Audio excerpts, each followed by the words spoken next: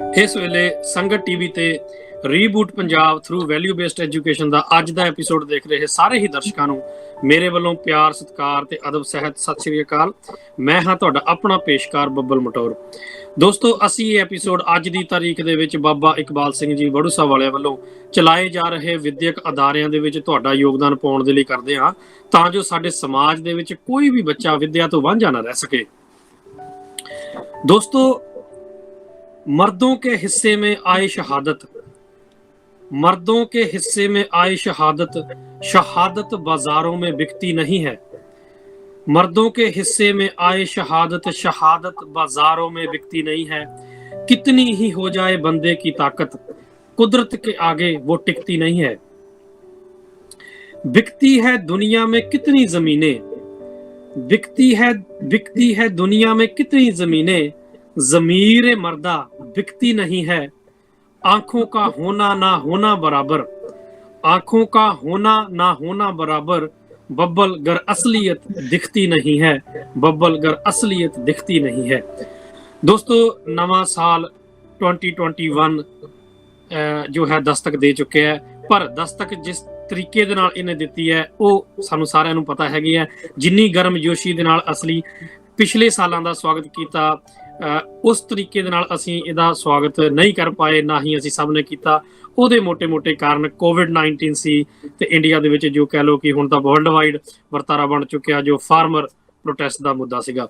ਸੋ ਇਹਨਾਂ ਗੱਲਾਂ ਤੇ ਹੀ ਅੱਗੇ ਚਰਚਾ ਕਰਾਂਗੇ। ਸਭ ਤੋਂ ਪਹਿਲਾਂ ਸਵਾਗਤ ਕਰਦੇ ਹਾਂ ਸਰਦਾਰ ਰਣਵੀਰ ਸਿੰਘ ਜਟਵਾਲ ਜੀ ਦਾ, ਜੋ ਕਿ ਅੱਜ ਸਾਡੇ ਗੈਸਟ ਹਨ। ਟਵਾਲ ਜੀ, ਬਹੁਤ ਬਹੁਤ ਸਵਾਗਤ ਹੈ ਜੀ। ਵਾਹਿਗੁਰੂ ਜੀ ਕਾ ਖਾਲਸਾ, ਵਾਹਿਗੁਰੂ ਜੀ ਕੀ ਫਤਿਹ ਜੀ।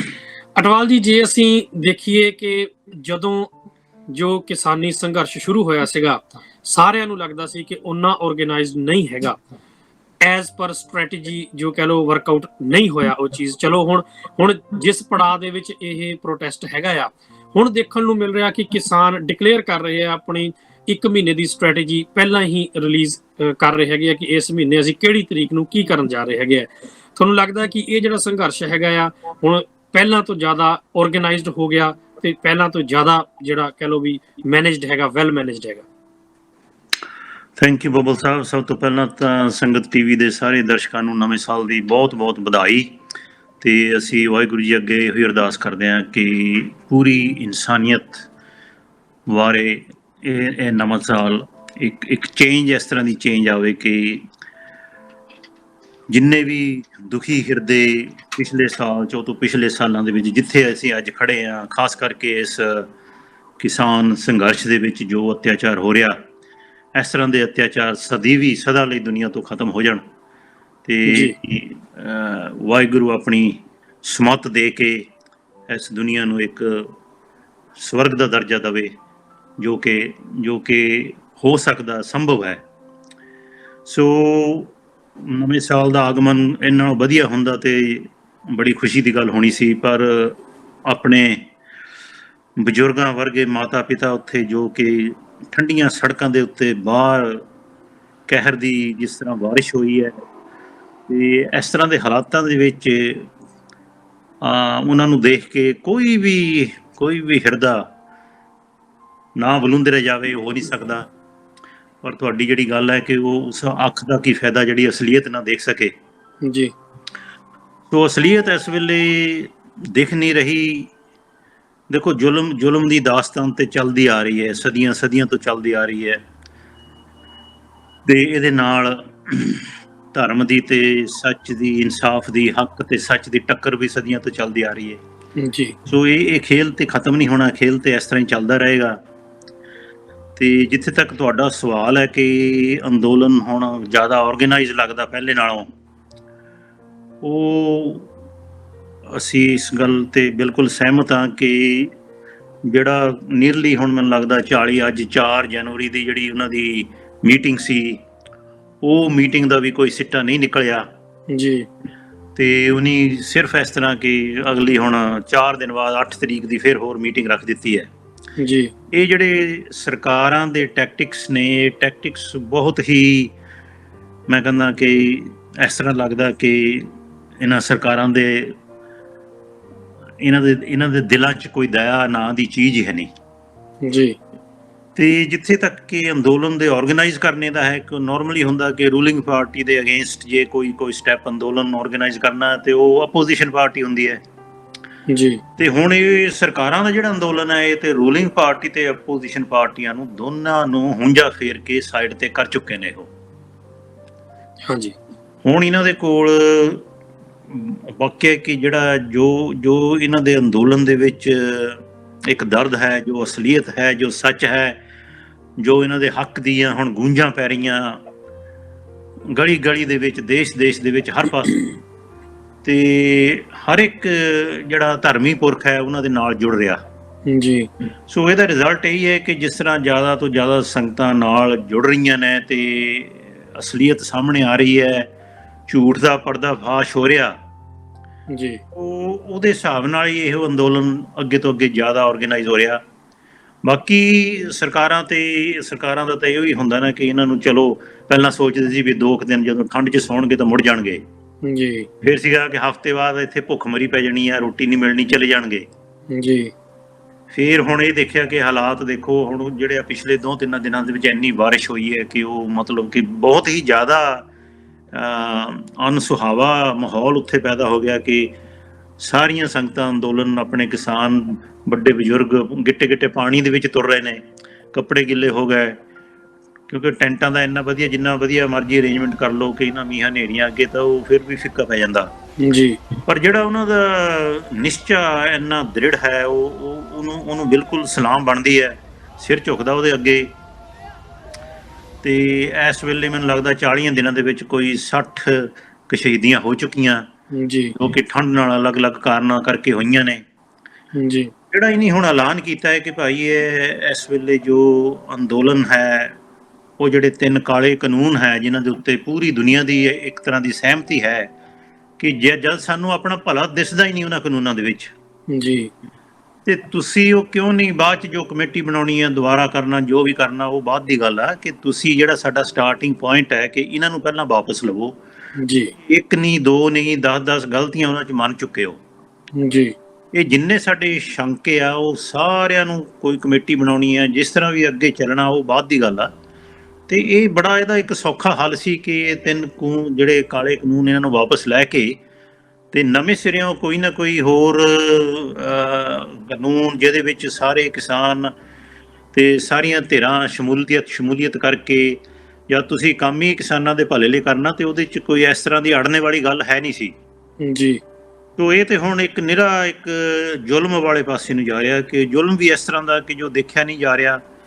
ਕੱਲ ਰਾਤ ਹੀ ਉਨੀ ਕਿਸਾਨਾਂ ਦੇ ਉੱਤੇ ਰਾਤ ਦੇ ਵਿੱਚ ਅਥਰੂ ਗੈਸ ਦੇ ਗੋਲੇ ਤੇ ਡਾਂਗਾਂ ਵਰਾਈਆਂ ਤੇ ਹੋਰ ਮੈਂ ਦੇਖਿਆ ਬਿਹਾਰ ਤੋਂ ਕੁਝ ਫਾਰਮਰ ਜਿਹੜੇ ਨਾਲ ਜੁਆਇਨ ਕਰ ਰਹੇ ਸੀ ਸੰਘਰਸ਼ ਦੇ ਵਿੱਚ ਜੀ, ਉਹਨਾਂ ਦੇ ਉੱਤੇ ਵੀ ਕਾਫੀ ਤਸ਼ੱਦਦ ਹੋਇਆ।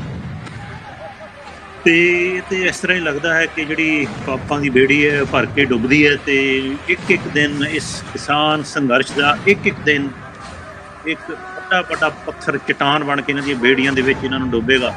ਜੀ, ਆਵਾਜ਼ ਹਰ ਇੱਕ ਇਨਸਾਨ ਦੇ ਦਿਲ ਚੋਂ ਨਿਕਲ ਰਹੀ ਹੈ। ਜੀ, ਜੀ।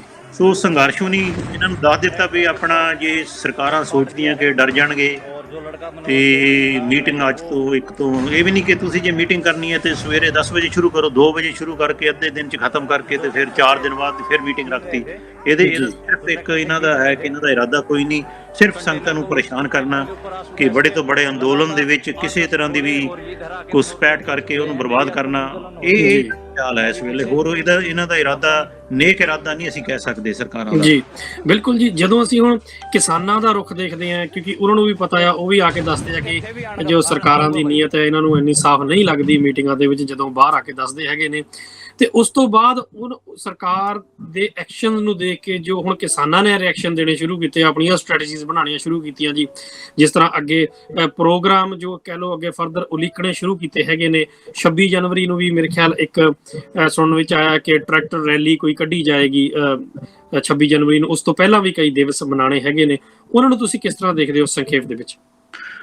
ਦੇਖੋ 26 ਜਨਵਰੀ ਦਾ ਇੱਕ ਬਹੁਤ ਹੀ ਅਹਿਮ ਜਿਹੜਾ ਹੈ ਉਹ ਸੈਰੇਮਨੀ ਹੈ ਜਿਹੜੀ ਕਿ ਸਰਕਾਰ ਕਿਸੇ ਹਾਲਤ ਵਿੱਚ ਵੀ ਉਹਦੇ ਤੇ ਕੰਪਰੋਮਾਈਜ਼ ਨਹੀਂ ਕਰ ਸਕਦੀ, ਕਿਸੇ ਹਾਲਤ ਵਿੱਚ ਵੀ ਨਹੀਂ ਚਾਹੇਗੀ ਕਿ ਉਹਦੇ 'ਚ ਕੋਈ ਇਸ ਤਰ੍ਹਾਂ ਦੀ ਡਿਸਰਪਸ਼ਨ ਹੋਵੇ ਜਾਂ ਕੋਈ ਗਲਤ ਮੈਸੇਜ ਬਾਹਰਲੀਆਂ ਸਰਕਾਰਾਂ ਨੂੰ ਜਾਵੇ, ਜੀ ਕਿਉਂਕਿ ਆਪਣੇ UK ਦੇ ਪ੍ਰਾਈਮ ਮਿਨਿਸਟਰ ਵੀ ਜਾ ਰਹੇ ਨੇ ਉਹਦੇ 'ਚ ਚੀਫ ਗੈਸਟ।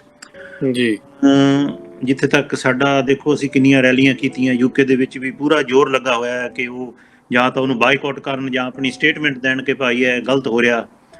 ਸੋ ਹਾਂਜੀ ਉਹ ਦੇਖੋ, ਉਹ ਬਹੁਤ ਹੀ ਇੱਕ ਅਹਿਮ ਮੁੱਦਾ ਹੈਗਾ ਜਿਹੜਾ ਕਿ ਇਨੀ ਕਿਸਾਨਾਂ ਨੇ ਐਲਾਨ ਕੀਤਾ ਕਿ ਉਹ ਤੋਂ ਪਹਿਲਾਂ ਵੀ ਰੈਲੀ ਕਰਨੇ ਦਾ ਨਹੀਂ, ਟਰੈਕਟਰ ਰੈਲੀ ਕਰਨੇ ਦਾ ਐਲਾਨ ਕੀਤਾ, ਤੇ 26 ਜਨਵਰੀ ਦਾ ਤੇ ਇੱਕ ਬਹੁਤ ਹੀ ਇੱਕ ਵੱਡਾ ਐਲਾਨ ਹੈ ਕਿ ਜਿਹੜੀ ਕਿ ਪੂਰੀ ਇੰਡੀਆ ਦੀ ਸੰਗਤ, ਆਪਣੇ ਕਿਸਾਨ ਭਾਈ ਤੇ ਹੋਰ ਅੰਦੋਲਨਕਾਰੀ ਨਾਲ ਇਹਨਾਂ ਦੇ ਨਾਲ ਰਲ ਕੇ ਉਸ ਚੀਜ਼ ਦੇ ਉੱਤੇ ਤੇ ਮੈਨੂੰ ਲੱਗਦਾ ਸਰਕਾਰਾਂ ਨੂੰ ਬਿਲਕੁਲ ਹਿੱਲ ਜਾਣਾ ਚਾਹੀਦਾ। ਪਰ ਜਦੋਂ ਸਰਕਾਰਾਂ ਇੰਨੀਆਂ ਬੋਲੀਆਂ ਹੋ ਜਾਣ ਤੇ ਇਹਨਾਂ ਦੇ ਉੱਤੇ ਇੱਕ ਸਿਰਫ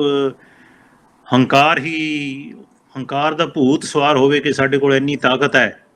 ਜੀ ਕਿਉਂਕਿ ਜੋ ਅਸੀਂ ਦੇਖਿਆ 1984 ਦੇ ਵਿੱਚ ਵੀ ਦੇਖਿਆ, ਉਹ ਤੋਂ ਪਹਿਲਾਂ 1947 ਤੋਂ ਲੈ ਕੇ ਅੱਜ ਤੱਕ, 1984 ਤੋਂ ਲੈ ਕੇ ਹੁਣ ਤੱਕ ਜੀ ਵੱਡੇ ਅੰਦੋਲਨ ਕਿਸ ਤਰ੍ਹਾਂ ਹੀ ਨਹੀਂ ਫੇਲ ਕੀਤੇ। ਹੁਣ ਵੀ ਜਿਹੜਾ ਇਹਨਾਂ ਤੇ ਤਸ਼ੱਦਦ ਕੀਤਾ, ਮੈਨੂੰ ਲੱਗਦਾ ਨਹੀਂ ਕਿ ਸਰਕਾਰਾਂ ਇਹਨਾਂ ਦੇ ਕੰਨ ਤੇ ਕੋਈ ਜੂ ਇਸ ਵੇਲੇ ਸਰਕ ਰਹੀ ਹੈ, ਜੀ ਕਿਉਂਕਿ ਇਹਨਾਂ ਨੂੰ ਆਪਣੀ ਤਾਕਤ ਤੇ ਜ਼ਰੂਰ ਇੱਕ ਗਲਤ ਮਾਣ ਹੈ ਕਿ ਅਸੀਂ ਕੋਈ ਵੀ ਤਸ਼ੱਦਦ ਕਰਕੇ, ਇਹ ਗਰੀਬ ਕਿਸਾਨ ਨੇ, ਇਹਨਾਂ ਨੂੰ ਕੁੱਟਮਾਰ ਕਰਕੇ ਅਸੀਂ ਖਦੇੜ ਦੇਵਾਂਗੇ। ਜੀ ਅਟਵਾਲ ਜੀ, ਇਹਦੇ ਵਿੱਚ ਮੈਂ ਇੱਕ ਐਡ ਕਰਨਾ ਚਾਹਾਂਗਾ ਗੱਲ। ਜਿਸ ਤਰ੍ਹਾਂ ਤੁਸੀਂ ਕਹਿੰਦੇ ਹੋ ਕਿ ਸਰਕਾਰ ਨੂੰ ਇਹ ਲੱਗਦਾ ਕਿ ਗਰੀਬ ਕਿਸਾਨ ਹੈਗੇ ਨੇ, ਹਨਾ ਜੀ, ਕਿੰਨੀ ਕੁ ਟਿਕ ਪਾਉਣਗੇ।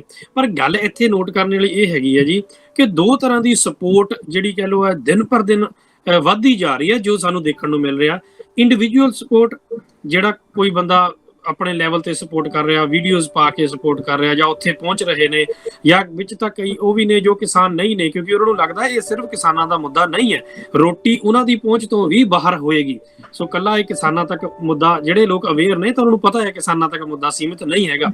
ਸੋ ਅੱਛਾ, ਦੂਸਰੀ ਗੱਲ ਇਹ ਹੈਗੀ ਹੈ ਕਿ ਇੰਟਰਨੈਸ਼ਨਲ ਸਪੋਰਟ ਵੀ ਬਹੁਤ ਮਿਲ ਰਹੀ ਹੈ, ਚਾਹੇ ਉਹ ਇੰਟਰਨੈਸ਼ਨਲ ਲੋਕਾਂ ਦੀ ਗੱਲ ਕਰ ਲਈਏ, ਆਪਣੇ ਪੰਜਾਬੀ ਕਮਿਊਨਿਟੀ ਦੀ ਗੱਲ ਕਰ ਲਈਏ, ਚਾਹੇ ਬਾਹਰਲੀਆਂ ਸਰਕਾਰਾਂ ਦੀ ਗੱਲ ਕਰ ਲਈਏ, ਜਾਂ ਫਿਰ ਇੱਕ ਨਵੀਂ ਚੀਜ਼ ਦੇਖਣ ਨੂੰ ਮਿਲੀ ਹੈ ਕਿ ਜੋ ਬਾਹਰ ਦੇ ਗੋਰੇ ਫਾਰਮਰ ਨੇ, ਬਾਹਰ ਦੀਆਂ ਕੰਟਰੀਆਂ ਦੇ, ਉਹ ਵੀ ਕਹਿ ਲਓ ਸਪੋਰਟ ਦੇ ਵਿੱਚ ਆਏ ਨੇ, ਵੀਡੀਓਜ਼ ਦੇ ਰੂਪ ਦੇ ਵਿੱਚ, ਜਾਂ ਇੱਕ ਕਹਿ ਲਓ ਵੀ ਕੋਈ ਨਾ ਕੋਈ ਪੋਸਟਰ ਕਹਿ ਲਓ ਵੀ ਉੱਥੇ ਲਿਖ ਕੇ ਸ਼ੋਅ ਕਰ ਰਹੇ ਨੇ ਕਿ we stand with farmers, no farmer no food, ਹੈ ਨਾ ਜੀ।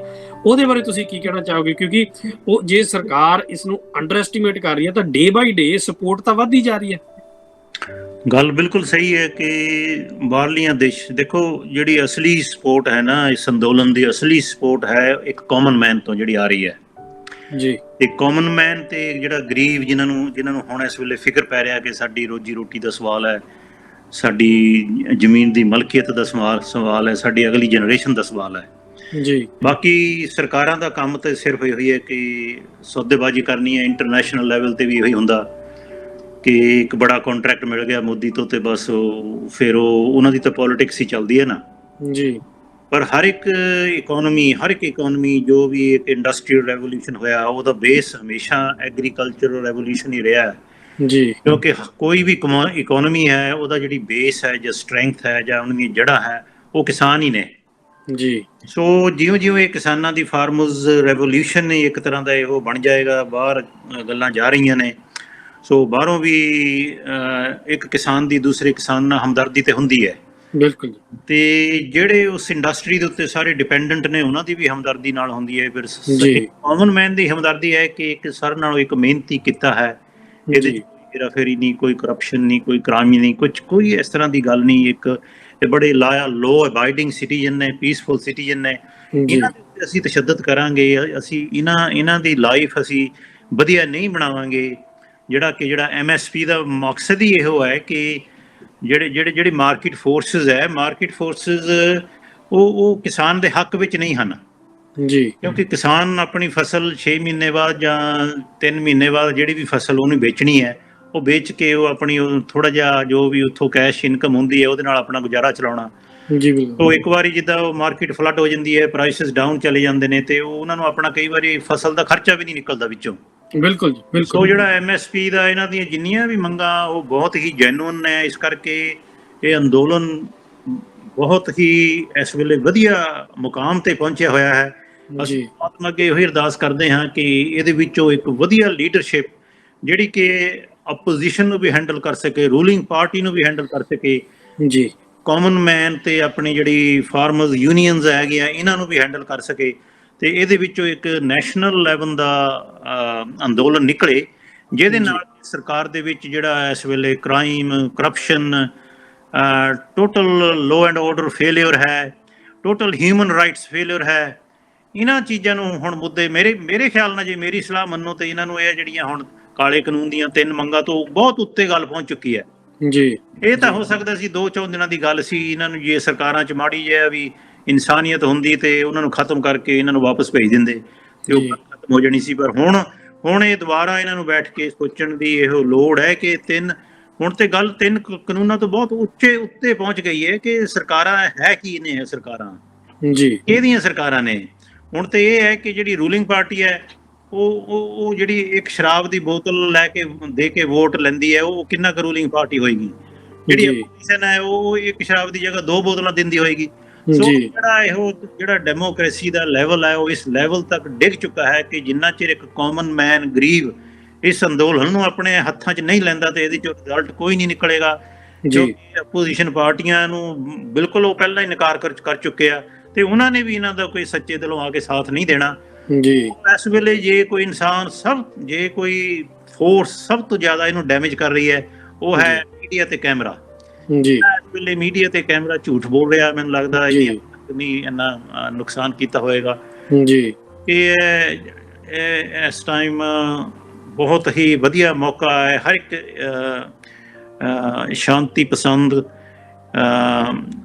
ਜੋ ਵੀ ਤਾਕਤ ਹੈ, ਜੋ ਵੀ ਜਮਹੂਰੀਅਤ ਹੈ, ਉਹਨੂੰ ਬਿਲਕੁਲ ਬਰਕਰਾਰ ਕਰਨ ਵਾਸਤੇ ਇਸ ਵਿੱਚ। ਤੇ ਅੱਜ ਤਾਂ ਹੁਣ ਤੇ ਉਹੀ ਗੁਰਬਾਣੀ ਦੀਆਂ ਜਦੋਂ ਚੈਲੰਜ ਗੁਰਬਾਣੀ ਦੇ ਵਿੱਚੋਂ ਹੈ ਕਿ ਗਗਨ ਦਮਾਮਾ ਬਾਜਿਓ ਪਰਿਓ ਨਿਸ਼ਾਨੇ ਕਾਓ ਹੇਤ ਜੋ ਮਾਂਡਿਓ ਸੂਰਮਾ ਅਬ ਜੂਝਨ ਕਾ ਦਾਓ ਸੂਰਾ ਸੋ ਪਹਿਚਾਨੀਏ ਜੋ ਲੜੇ ਦੀਨ ਕੇ ਹੇਤ ਪੁਰਜਾ ਪੁਰਜਾ ਕੱਟ ਮਰੇ ਕਬਹੂ ਨਾ ਛਾੜੇ ਖੇਤ।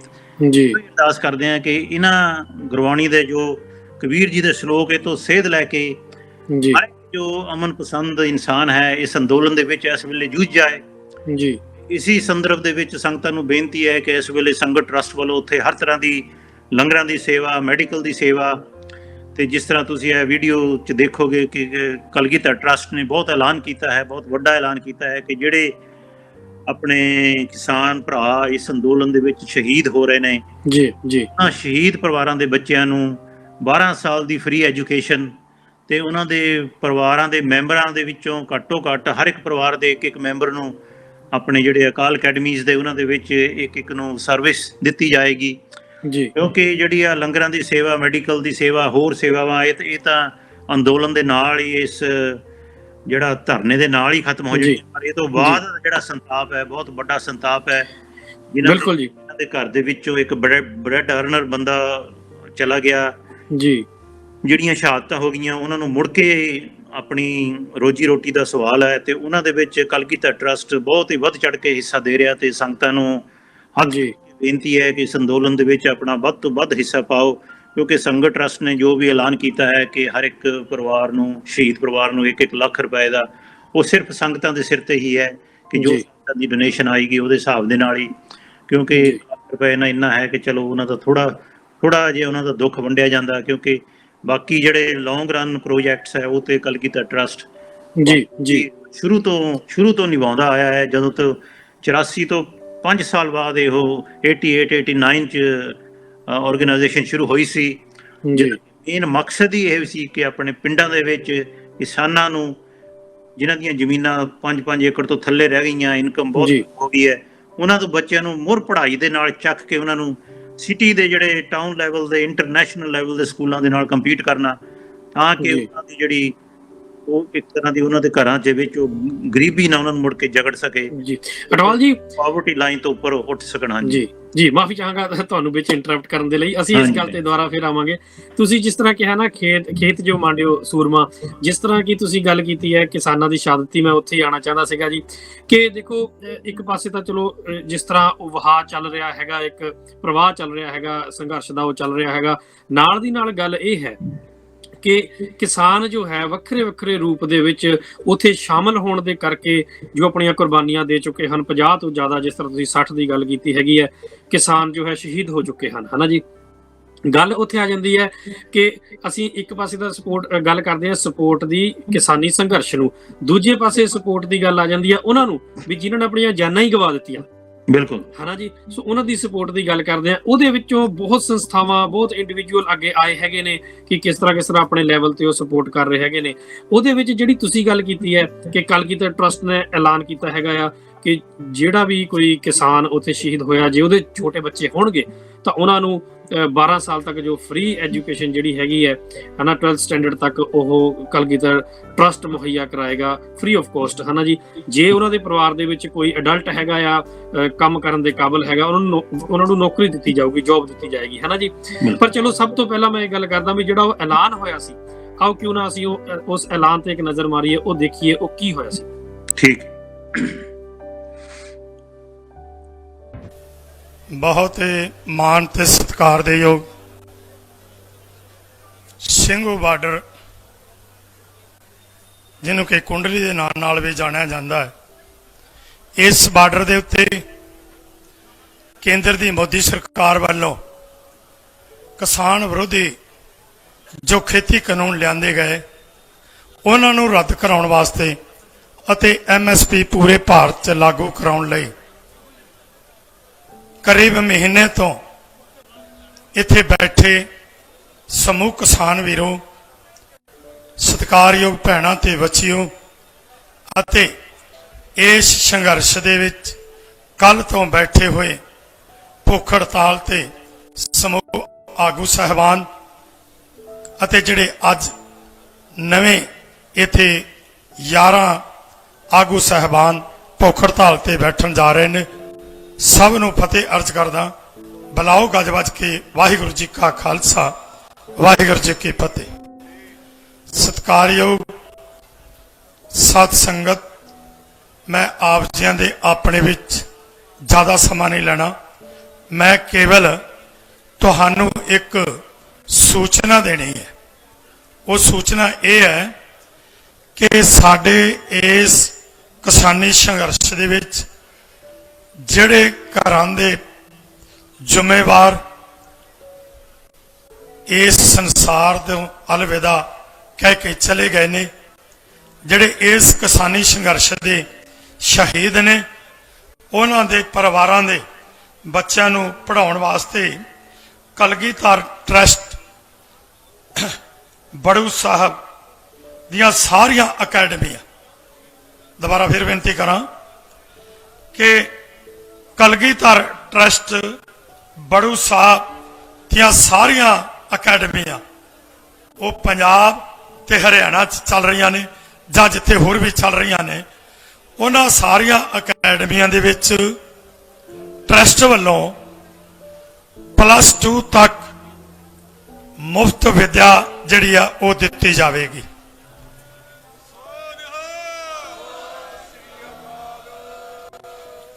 अगली गल इस तो भी वड्डी, जिन्हां परिवारां दे मैंबर उस योग्यता के आधार के उत्ते एक घर का एक मैंबर उन्होंने योग्यता के आधार पर नौकरी भी दी जाएगी बड़ू साहब अकाल अकैडमी वालों।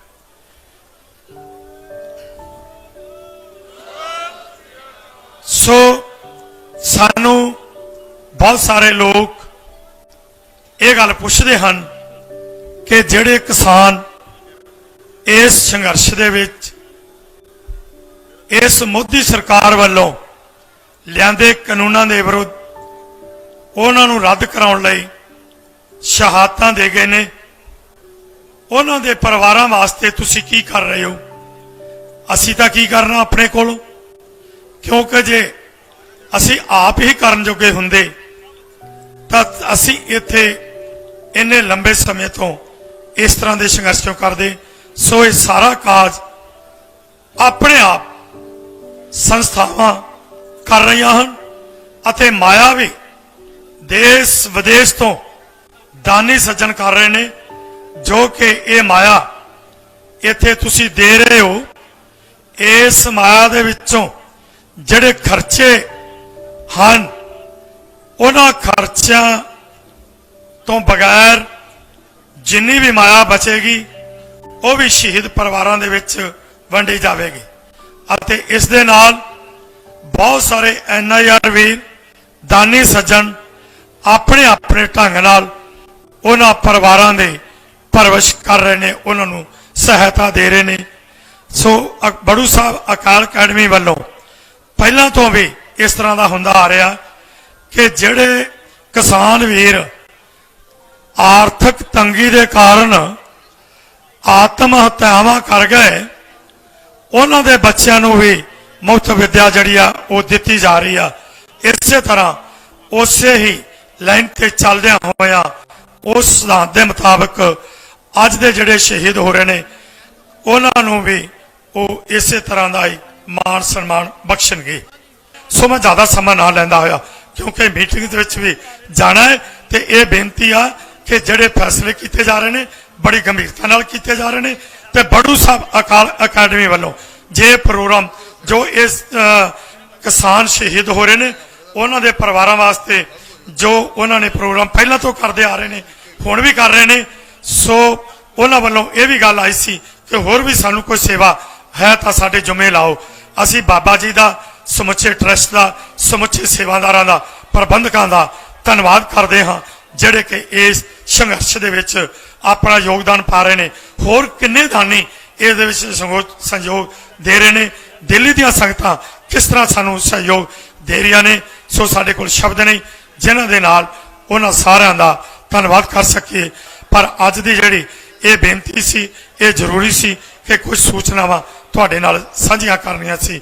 ਸੋ ਇੰਨੀਆਂ ਬੇਨਤੀਆਂ ਕਰਦਾ ਹੋਇਆ ਖਿਮਾ ਦਾ ਜਾਚ ਕਹਾਂ ਬਲਾਉ ਫਤਿਹ। ਪਰ ਫਤਿਹ ਇਸ ਤਰ੍ਹਾਂ ਦੀ ਆਵਾਜ਼ ਆਵੇ ਕਿ ਇਹ ਆਵਾਜ਼ ਦਿੱਲੀ ਤਖਤ ਤੇ ਬੈਠੇ ਹੁਕਮਰਾਨਾਂ ਨੇ ਜਿਹੜੀਆਂ ਅੱਖਾਂ ਚੁੰਧਾਈਆਂ ਹੋਈਆਂ ਨੇ ਉਹ ਅੱਖਾਂ ਖੁੱਲ ਜਾਣ ਤੇ ਜਿਹੜੇ ਕੰਨ ਉਹਨਾਂ ਨੇ ਬੰਦ ਕੀਤੇ ਹੋਏ ਨੇ ਉਹਨਾਂ ਕੰਨਾਂ ਦੇ ਅੰਦਰ ਇਹ ਆਵਾਜ਼ ਜੋਸ਼ ਨਾਲ ਜਾਣੀ ਚਾਹੀਦੀ ਆ ਅਤੇ ਉਹਨਾਂ ਲੋਕਾਂ ਤੱਕ ਜਿਹੜੇ ਲੋਕ ਤੁਹਾਡੇ ਭਾਰਤ ਵਿੱਚ ਤੇ ਵੱਖ-ਵੱਖ ਦੇਸ਼ਾਂ ਵਿੱਚ ਬੈਠੇ ਹੋਏ ਲੋਕ ਨੇ ਉਹਨਾਂ ਦੀ ਹੌਸਲਾ ਅਫਜ਼ਾਈ ਵਾਸਤੇ ਇਹ ਆਵਾਜ਼ ਇਸ ਤਰ੍ਹਾਂ ਗੂੰਜਣੀ ਚਾਹੀਦੀ ਆ ਕਿ ਇੱਕ ਵਾਰ ਪਤਾ ਲੱਗ ਜੇ ਕਿ ਕੁੰਡਲੀ ਬਾਰਡਰ ਇਹ ਸਿੰਘੂ ਬਾਰਡਰ ਦੇ ਉੱਤੇ ਇਹ ਜਿਹੜੇ ਲੋਕ ਸਮੁੱਚੇ ਕਿਸਾਨ, ਸਮੁੱਚੇ ਵਰਗ, ਸਮੁੱਚੇ ਧਰਮਾਂ ਦੇ, ਸਮੁੱਚੇ ਭਾਰਤ ਦੇ, ਸਮੁੱਚੇ ਸੰਸਾਰ ਦੇ ਲੋਕ ਇੱਥੇ ਜੋ ਬੈਠੇ ਨੇ ਉਹਨਾਂ ਨੂੰ ਸਾਰਿਆਂ ਨੂੰ ਪਤਾ ਲੱਗ ਜਾਏ। ਬਲਾਉ ਫਤਿਹ। ਵਾਹਿਗੁਰੂ ਜੀ ਕਾ ਖਾਲਸਾ, ਵਾਹਿਗੁਰੂ ਜੀ ਕੀ ਫਤਿਹ। ਇੱਕ ਵਾਰ ਫੇਰ ਤੋਂ ਸਵਾਗਤ ਹੈ ਸਾਰੇ ਹੀ ਦਰਸ਼ਕਾਂ ਦਾ ਸੰਗਤ ਟੀਵੀ ਦੇ ਅੱਜ ਦੇ ਐਪੀਸੋਡ ਦੇ ਵਿੱਚ। ਦੋਸਤੋ ਤੁਸੀਂ ਵੀਡੀਓ ਦੇ ਵਿੱਚ ਦੇਖਿਆ ਕਿ ਕਲਗੀਧਰ ਟਰਸਟ ਬੜੂ ਸਾਹਿਬ ਨੇ ਜੋ ਹੈ ਇਹ ਉਪਰਾਲਾ ਕੀਤਾ ਹੈਗਾ ਆ, ਜੋ ਕਿ ਐਕਚੁਅਲੀ ਉਹ ਜੇ ਅਸੀਂ ਦੇਖੀਏ 8-9 ਸਾਲ ਪਹਿਲਾਂ ਤੋਂ ਹੀ ਕਿਸਾਨ ਜੋ ਪਰਿਵਾਰ ਹੈਗੇ ਆ ਉਹਨਾਂ ਦੇ ਨਾਲ ਖੜਦੇ ਆਏ ਹੈਗੇ ਆ। ਉਹ ਅਸੀਂ ਬਾਕੀ ਜਾਣਕਾਰੀ ਅਟਵਾਲ ਸਾਹਿਬ ਤੋਂ ਲਵਾਂਗੇ। Atwal Sahib ji, up to best of my knowledge ਕਿ 8-9 ਸਾਲ ਤੋਂ ਜੋ ਕਲਗੀਧਰ ਟਰਸਟ ਹੈਗਾ ਆ ਉਹ ਜਿਹੜੇ ਕਿਸਾਨ ਖੁਦਕੁਸ਼ੀ ਕਰ ਜਾਂਦੇ ਸੀ, ਸੁਸਾਈਡ ਕਰ ਜਾਂਦੇ ਸੀ, ਉਹਨਾਂ ਦੇ ਬੱਚਿਆਂ ਨੂੰ ਐਜੂਕੇਸ਼ਨ ਜਿਹੜੀ ਹੈ ਫ੍ਰੀ ਦੇਣ ਦਾ ਉਪਰਾਲਾ ਕਰਦਾ ਆ ਰਿਹਾ ਹੈਗਾ ਪਿਛਲੇ 8-9 ਸਾਲਾਂ ਤੋਂ। ਹੁਣ ਜਿਹੜਾ ਕਹਿ ਲਓ ਜਿਸ ਤਰ੍ਹਾਂ ਤੁਸੀਂ ਪਿਛਲੇ 5-10 ਐਪੀਸੋਡਸ ਦੇ ਵਿੱਚ ਦੱਸਿਆ ਜਾਂ ਉਸ ਤੋਂ ਵੀ ਜ਼ਿਆਦਾ ਐਪੀਸੋਡਸ ਦੇ ਵਿੱਚ ਦੱਸਿਆ ਕਿ ਕਲਗੀਧਰ ਟਰਸਟ ਆਲਰੇਡੀ ਇੱਕ ਕਹਿ ਲਓ ਵੀ ਕੋਵਿਡ-19 ਦੇ ਕਰਕੇ ਇੱਕ ਫਾਈਨੈਂਸ਼ੀਅਲ ਸਟ੍ਰੈਸ ਦੇ ਵਿੱਚ, ਬਰਡਨ ਦੇ ਵਿੱਚ ਆਲਰੇਡੀ ਗੁਜ਼ਰ ਰਿਹਾ ਹੈ ਨਾ ਜੀ। ਉਹਦੇ ਵਿੱਚੋਂ ਮੈਨੂੰ ਲੱਗਦਾ ਨਹੀਂ ਕਿ ਹਜੇ ਪੂਰੀ ਤਰ੍ਹਾਂ ਕੰਪਲੀਟਲੀ ਕਹਿ ਲਓ ਵੀ ਆਪਣੇ ਆਪ ਨੂੰ ਉਹਨਾਂ ਨੇ ਸੇਫ ਕਰ ਲਿਆ ਹੋਏਗਾ। ਬਟ ਐਡੀਸ਼ਨਲੀ ਤੁਸੀਂ ਹੁਣ ਇਸ ਮੌਕੇ ਤੇ ਇੱਕ ਹੋਰ ਨਵਾਂ ਐਲਾਨ ਕਰ ਦਿੰਦੇ ਹੋ ਜੀ।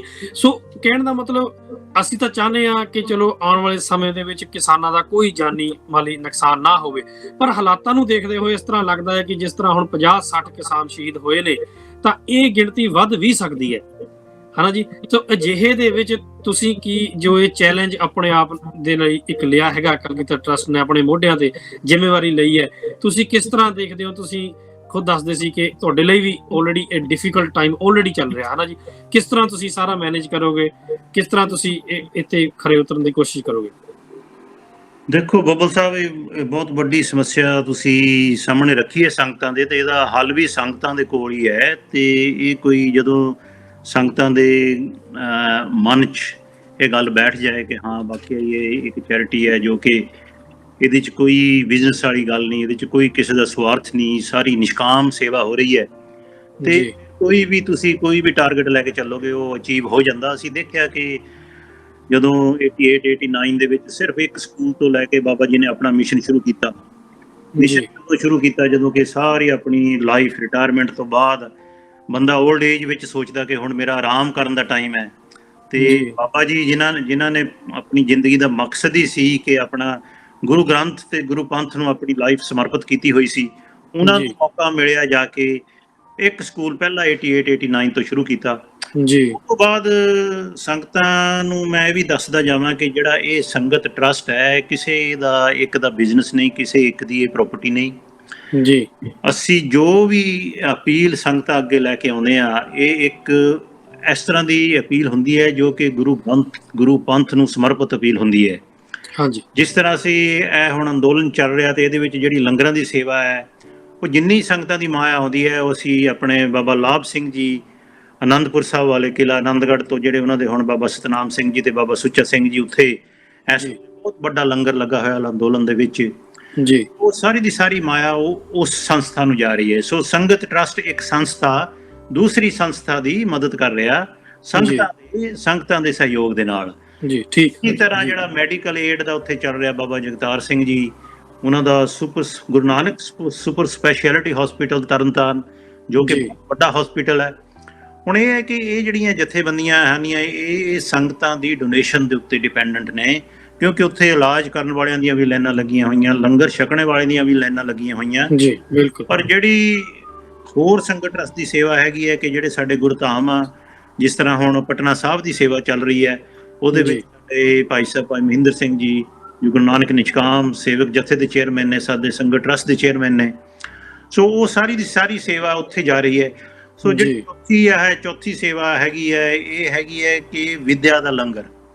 ਇਹ ਵਿਦਿਆ ਦੇ ਲੰਗਰ ਦੀ ਸੇਵਾ 88 89 ਤੋਂ ਚੱਲੀ ਸੀ, ਜਦੋਂ ਕਿ ਬਾਬਾ ਜੀ ਨੇ 84 ਦਾ ਦੁਖਾਂਤ ਦੇਖ ਕੇ ਸੰਗਤਾਂ ਨੂੰ ਇੱਕ ਹੱਲਾਸ਼ੇਰੀ ਦਿੱਤੀ ਸੀ ਕਿ ਭਾਈ ਤੁਸੀਂ ਇੱਕਦਮ ਇੱਕ ਗੋਲੀ ਖਾ ਕੇ ਸ਼ਹੀਦ ਹੋਣਾ ਜਾਂ ਰੋਜ਼ ਸ਼ਹੀਦ ਹੋਣਾ।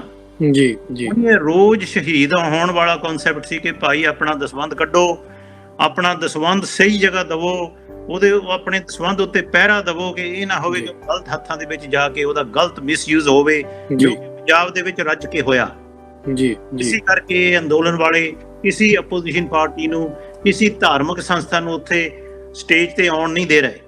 ਜੀ ਇਹ ਸਾਰੀ ਕਰਾਮਤ ਹੋਈ ਹੈ ਕਿ ਜਦੋਂ ਅਸੀਂ ਅੱਖਾਂ ਬੰਦ ਕਰਕੇ ਦਸਵੰਧ ਅੰਨੀ ਸ਼ਰਧਾ ਚ ਹੋ ਦਿੰਦੇ ਆ, ਹੱਥਾਂ ਵਿੱਚ ਜਾ ਕੇ ਉਹਦਾ ਇੰਨਾ ਗਲਤ ਇਸਤੇਮਾਲ ਹੋਇਆ, ਪੰਜਾਬ ਨੂੰ ਘਸਿਆਰਾ ਬਣਾ ਕੇ ਰੱਖ ਦਿੱਤਾ। ਜੀ ਅਟਵਾਲ ਜੀ, ਅਸੀਂ ਸੰਗਤਾਂ ਅੱਗੇ ਇਹੋ ਹੀ ਅਪੀਲ ਹੈ ਕਿ ਸੰਗਤ ਟਰਸਟ ਨੂੰ ਫਾਰਮ ਕਰਨੇ ਦਾ ਮਕਸਦ ਹੀ ਇਹੋ ਹੀ ਸੀ, ਸੰਗਤ ਟੀਵੀ ਦਾ ਵੀ ਇਹੋ ਹੀ ਮਕਸਦ ਸੀ ਕਿ ਜਿਹੜਾ ਅੱਜ ਕੈਮਰਾ ਝੂਠ ਬੋਲ ਰਿਹਾ, ਉਹ ਝੂਠ ਕਿਸੇ ਤਰ੍ਹਾਂ ਬੰਦ ਕਰਵਾਇਆ ਜਾਵੇ। ਜੀ ਸੋ ਜਿੰਨੀਆਂ ਸਾਡੀਆਂ ਅਪੀਲਾਂ ਬਿਲਕੁਲ ਜੈਨੂਅਨ ਅਪੀਲਾਂ, ਕੋਈ ਟਰਸਟੀ, ਕੋਈ ਡਾਇਰੈਕਟਰ, ਕਿਸੇ ਦੇ ਕੋਲ ਇੱਕ ਪੈਨੀ ਵੀ ਇਹਨਾਂ ਦੇ ਵਿੱਚੋਂ ਉਹਨਾਂ ਦੇ ਖਰਚੇ ਦੀ ਜਾਂ ਉਹਨਾਂ ਦਾ out of pocket expenses salary ਨਹੀਂ ਜਾਂਦੀ। ਜੀ ਸਾਰੇ ਹੀ ਨਿਸ਼ਕਾਮ ਸੇਵਾ ਕਰ ਰਹੇ ਨੇ, ਤੇ ਅਸੀਂ ਸੰਗਤਾਂ ਨੂੰ ਅਪੀਲ ਕਰਦੇ ਹਾਂ ਕਿ ਇਸ ਤਰ੍ਹਾਂ ਦੀ ਸੰਸਥਾ ਦੇ ਵਿੱਚ ਆਪਣਾ ਹਿੱਸਾ ਪਾਵੋ, ਜਿੱਥੇ ਤੁਹਾਨੂੰ 100% ਗਾਰੰਟੀ ਹੋਵੇ ਕਿ ਤੁਹਾਡੀ ਉਹ ਮਾਇਆ ਹੈ, ਕਿ 100% ਜਿਹੜੀ ਗਾਰੰਟੀ ਵਾਲੀ ਆਰਗੇਨਾਈਜੇਸ਼ਨ ਹੈ ਉਹਨਾਂ ਦੇ ਨਾਲ ਮਿਲ ਕੇ ਉਹ, ਕਿਉਂਕਿ ਸਾਡਾ ਤਾਂ ਕੋਈ ਐਕਸਪਰਟਿਜ਼ ਨਹੀਂ ਨਾ, ਇੱਥੇ ਬੈਠੇ ਅਸੀਂ ਜਾ ਕੇ ਲੱਖ ਪਾਉਂਡ ਇਕੱਠਾ ਕਰ ਲਈਏ ਤੇ ਉੱਥੇ 1000 ਦਾ ਲੰਗਰ ਸ਼ੋਅ ਕਰਕੇ ਤੇ ਕੈਮਰੇ ਤੇ ਦਿਖਾਈ ਜਾਈਏ ਜੀ ਇਹ ਲੰਗਰ ਲੱਗੇ। ਪਰ ਜਿਹੜੀਆਂ ਸੰਸਥਾ 40 ਸਾਲ ਤੋਂ ਲੰਗਰ ਸੇਵਾ ਕਰ ਰਹੀਆਂ, ਅਸੀਂ ਉਹਨਾਂ ਨੂੰ ਮਿਲ ਕੇ ਕਿਉਂ ਨਹੀਂ ਇਹੋ ਚੀਜ਼, ਕਿਉਂਕਿ ਬਿਲਕੁਲ ਜੀ ਤਾਂ ਐਕਸਪਰਟਿਜ਼ ਹੈ ਉਹ। ਜੀ ਐਜੂਕੇਸ਼ਨ ਚ ਬੜੂ ਸਾਹਿਬ ਦੀ ਐਕਸਪਰਟਿਜ਼ ਹੈ ਜੀ, ਤੇ ਮੈਡੀਕਲ ਦੇ ਵਿੱਚ ਵੀ ਐਡਾ ਵੱਡਾ ਹਸਪੀਟਲ ਉਹ ਐਕਸਪਰਟਿਜ਼ ਹੈ। ਭਾਈ ਸਾਹਿਬ ਕਾਰ ਸੇਵਾ ਦੇ ਵਿੱਚ ਉਹਨੇ ਇੰਨੇ 5 ਤਖਤਾਂ ਦੀ ਸੇਵਾ ਕੀਤੀ ਹੈ, ਉਹਨਾਂ ਦੀ ਐਕਸਪਰਟਿਜ਼ ਹੈ। ਜੀ ਜੀ ਇਹ ਹੈ ਸਾਡੀ ਸੰਗਤ ਦਾ ਕਨਸੈਪਟ ਕਿ ਸੰਗਤ ਇਸ ਤਰ੍ਹਾਂ ਨਾਲ ਜੁੜਦੀ ਜਾਏ, ਸੋ ਇਹ ਵਧੀਆ ਕਾਫਲਾ ਬਣ ਜਾਏ ਕਿ ਅਸੀਂ ਹਰ ਇੱਕ ਝੂਠ ਨੂੰ ਨਕਾਰ ਸਕੀਏ, ਹਰ ਇੱਕ ਝੂਠ ਦਾ ਗਲ ਵੱਢ ਸਕੀਏ ਇਸ ਕੈਮਰੇ ਰਾਹੀਂ। ਜੀ ਬਿਲਕੁਲ ਜੀ, ਸੰਗਤ ਦੇ ਸਹਿਯੋਗ ਦੀ ਬਹੁਤ ਜ਼ਰੂਰ ਹੈ। ਸੋ ਆ ਜਿਹੜਾ ਸਾਡਾ ਰੀਬੂਟ ਪੰਜਾਬ ਦਾ ਪ੍ਰੋਗਰਾਮ, ਇਹਦੇ 'ਚ ਉਹੀ ਹੁੰਦਾ ਹੈ ਕਿ ਇਹੋ ਹੀ ਕਿਸਾਨ ਪਰਿਵਾਰ ਜਿਨ੍ਹਾਂ ਕਰਕੇ ਬਾਬਾ ਜੀ ਨੇ 100 ਸਕੂਲ ਪਿੰਡਾਂ ਦੇ ਵਿੱਚ ਜਾ ਕੇ ਖੋਲ੍ਹੇ ਨੇ, ਜੀ ਪਿੰਡਾਂ ਦੇ ਵਿੱਚ ਸਕੂਲ ਖੋਲਣ ਦਾ ਮਕਸਦ ਕੋਈ ਬਿਜ਼ਨਸ ਨਹੀਂ ਹੁੰਦਾ। ਪਿੰਡਾਂ 'ਚ ਤੁਸੀਂ ਪੈਸੇ ਨਹੀਂ ਕਮਾ ਸਕਦੇ। ਜੀ ਇਕੱਲੇ ਘਰ ਤੋਂ ਪੈਨੀ ਮੰਗ ਕੇ ਉਹ ਟੀਚਰਾਂ ਦੀਆਂ ਤਨਖਾਹਾਂ ਪੂਰੀਆਂ ਹੁੰਦੀਆਂ, ਜੀ ਪੈਨੀ ਮੰਗ ਕੇ ਉਹ ਸਕੂਲਾਂ ਦੀਆਂ ਬਿਲਡਿੰਗਾਂ ਬਣਦੀਆਂ, ਕਿਉਂਕਿ ਪਿੰਡਾਂ ਦੇ ਜਿਹੜੇ ਸਟੂਡੈਂਟ ਹੈ ਉਹ ਇਸ ਖਰਚੇ ਨੂੰ ਨਹੀਂ ਉਹ ਬਰਦਾਸ਼ਤ ਕਰ ਸਕਦੇ। ਜੀ ਬਿਲਕੁਲ ਇਹ ਪ੍ਰੋਗਰਾਮ ਦਾ ਸਾਡਾ ਮਕਸਦ ਇਹ ਹੀ ਹੈ ਕਿ ਜੇ ਅਸੀਂ ਸਕੂਲ ਤੇ ਬਣਾ ਦਿੱਤੇ ਨੇ, ਜੀ ਜਿਹੜੇ ਉਹਨਾਂ ਦੀ ਪੜ੍ਹਾਈ ਦੇ ਖਰਚੇ ਨੇ ਉਹ 30 ਪਾਉਂਡ ਮਹੀਨੇ ਦਾ ਖਰਚਾ ਹੈ। ਜੀ ਲੱਖਾਂ ਬੱਚੇ ਵੇਟ ਕਰ ਰਹੇ ਨੇ, ਜਿਹੜੇ ਜੀ। ਅਸੀਂ ਐਜ਼ ਐਨ ਆਰਗੇਨਾਈਜੇਸ਼ਨ ਉਨੇ ਹੀ ਬੱਚੇ ਲੈ ਸਕਦੇ ਹਾਂ ਜਿੰਨੇ ਤੁਸੀਂ ਸਪਾਂਸਰ ਕਰੋਗੇ। ਜੀ ਬਿਲਕੁਲ ਜੀ ਆਪਣੇ ਵੱਲੋਂ ਕਰ ਸਕਦੇ ਸੀ, ਕਰ ਚੁੱਕੇ ਹਾਂ। ਜੀ ਜੀ ਉਹ ਅਸੀਂ ਬੇਨਤੀ ਕਰਦੇ ਹਾਂ ਕਿ ਇਸ ਸੰਘਰਸ਼ ਨੂੰ ਡਾਇਰੈਕਟਲੀ ਔਰ ਇਨਡਾਇਰੈਕਟਲੀ ਸਪੋਰਟ ਕਰਨ ਵਾਸਤੇ ਉਹ ਬੱਚਿਆਂ ਦੀ ਐਜੂਕੇਸ਼ਨ ਬਹੁਤ ਜ਼ਰੂਰੀ ਹੈ। ਜੀ ਉਹ ਬਿਲਕੁਲ ਜੀ ਬੱਚੇ ਵੱਡੇ ਹੋ ਕੇ ਇਸ ਚੀਜ਼ ਨੂੰ ਨੱਥ ਪਾਉਣ ਕੇ ਇਸ ਤਰ੍ਹਾਂ ਦਾ ਕਾਲਾ ਕਾਨੂੰਨ ਕਦੀ ਸਰਕਾਰਾਂ ਦੇ ਦਿਮਾਗ ਦੇ ਵਿੱਚ ਆਈਡੀਆ ਤੱਕ ਨਾ ਰਹੇ ਪਏ ਅਸੀਂ ਇਹ ਪਾਸ ਕਰਵਾ ਸਕਦੇ ਹਾਂ। ਜੀ ਬਿਲਕੁਲ ਜੀ ਬਿਲਕੁਲ ਜੀ। ਅਟਵਾਲ ਜੀ ਬਹੁਤ ਬਹੁਤ ਧੰਨਵਾਦ ਤੁਹਾਡਾ। ਅਸੀਂ ਜਿਹੜੇ ਤੁਹਾਡੇ ਮੁੱਦੇ ਨੇ ਇਹਨਾਂ ਨੂੰ ਅੱਗੇ ਵੀ ਅਗਲੇ ਐਪੀਸੋਡ ਵਿੱਚ ਲੈ ਕੇ ਜਾਂਦੇ ਆ, ਉੱਥੇ ਇਹਨਾਂ ਨੂੰ ਅੱਗੇ ਫਰਦਰ ਡਿਟੇਲ ਦੇ ਵਿੱਚ ਅਸੀਂ ਖੁੱਲੇ ਸਮੇਂ ਦੇ ਵਿੱਚ ਫਿਰ ਦੁਬਾਰਾ ਡਿਸਕਸ ਕਰਾਂਗੇ, ਕਿਉਂਕਿ ਹੁਣ ਅਸੀਂ ਐਪੀਸੋਡ ਦੇ ਬਿਲਕੁਲ ਅੰਤ ਦੇ ਜੋ ਪੜਾਅ ਦੇ ਵਿੱਚ ਹੈਗੇ ਨੇ। ਬਹੁਤ ਬਹੁਤ ਧੰਨਵਾਦ ਤੁਹਾਡਾ ਅੱਜ ਸਾਡੇ ਨਾਲ ਜੁੜਨ ਦੇ ਲਈ। ਸੋ ਦੋਸਤੋ, ਇਹ ਸੀ ਸਾਡਾ ਅੱਜ ਦਾ ਐਪੀਸੋਡ। ਤੁਸੀਂ ਦੱਸਿਓ ਤੁਹਾਨੂੰ ਸਾਡਾ ਅੱਜ ਦਾ ਐਪੀਸੋਡ ਕਿਸ ਤਰ੍ਹਾਂ ਲੱਗਿਆ। ਕਿਸੇ ਵੀ ਤਰ੍ਹਾਂ ਦਾ ਕੋਈ ਸਵਾਲ ਹੋਵੇ, ਕੋਈ ਫੀਡਬੈਕ ਹੋਵੇ ਤੁਹਾਡੇ ਕੋਲ, ਤਾਂ ਤੁਸੀਂ ਸਾਨੂੰ ਟੀਵੀ ਸਕਰੀਨ ਤੇ ਆ ਰਹੇ ਕੰਟੈਕਟ ਨੰਬਰ ਤੇ ਵੈਬਸਾਈਟ ਦੇ ਰਾਹੀਂ ਸਾਡੇ ਨਾਲ ਸੰਪਰਕ ਕਰ ਸਕਦੇ ਹੋ। ਸੋ ਦਿਓ ਜੀ ਇਜਾਜ਼ਤ, ਅਗਲੀ ਵਾਰ ਫਿਰ ਤੁਹਾਡੇ ਨਾਲ ਮੁਲਾਕਾਤ ਹੋਏਗੀ। ਸਤਿ ਸ਼੍ਰੀ ਅਕਾਲ ਤੇ ਵਾਹਿਗੁਰੂ ਜੀ ਕਾ ਖਾਲਸਾ, ਵਾਹਿਗੁਰੂ ਜੀ ਕੀ ਫਤਿਹ।